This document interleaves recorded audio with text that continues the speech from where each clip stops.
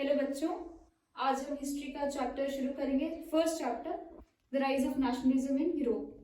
तो उससे पहले मैं ये बोलना चाहूँगी, जैसे हमें पता ही है कि क्लास 10 में बच्चे बहुत ही फोकस्ड होते हैं साइंस को लेकर, मैथ्स को लेकर। तो एसएसटी भी उतनी ही इंपॉर्टेंट है, तो इसलिए आज हम हिस्ट्री से शुरुआत करेंगे। तो the rise of nationalism in Europe, पहले तो इसका मतलब क्या है। राइज ऑफ नेशनलिज्म, नेशनलिज्म क्या होता है? नेशनलिज्म होता है देशभक्ति।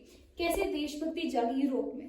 तो इस चैप्टर में हम जितने भी इवेंट्स हुए हैं, जितने भी स्ट्रगल्स हुए हैं, उन सबको पढ़ेंगे कि कैसे कैसे इवेंट्स हुए, कौन कौन से स्ट्रगल्स हुए, क्या क्या चेंजेस आए जिससे देशभक्ति जागी यूरोप में। तो इसमें एक छोटा सा इंट्रो मैं बताऊंगी। पहले 1848 में फ्रेडरिक सोरियो, ये एक फ्रेंच आर्टिस्ट था, उसने 4 प्रिंट्स प्रिपेयर किए। प्रिंट्स मतलब कि पेंटिंग्स प्रिपेयर की, जिसमें उसने अपना एक डेमोक्रेटिक और एक सोशल रिपब्लिक उसने व्यू रखा।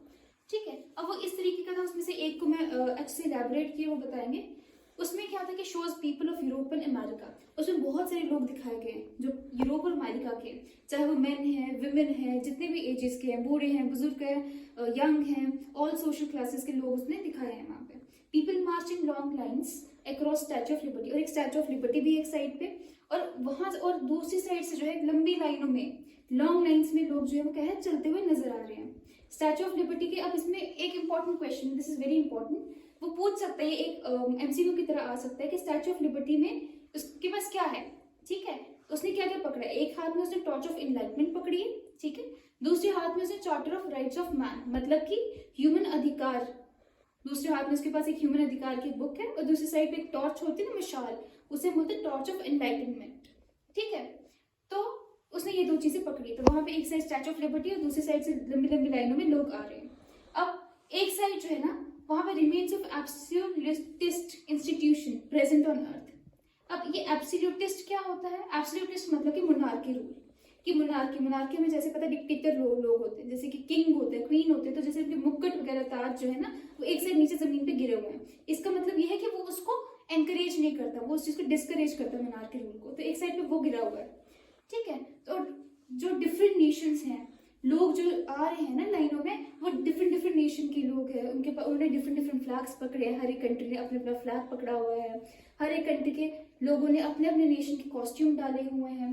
ठीक है, और यूनाइटेड स्टेट्स और स्विट्जरलैंड जो है वो प्रोसेशन, ठीक है, जो लाइन वो चल रही है उस प्रोसेशन में, ठीक है, वो सबसे आगे लीड कर रहे हैं, क्योंकि तब तक ये जो दोनों कंट्रीज थी ये अलग अब इंडिपेंडेंट नेशन बन चुका था।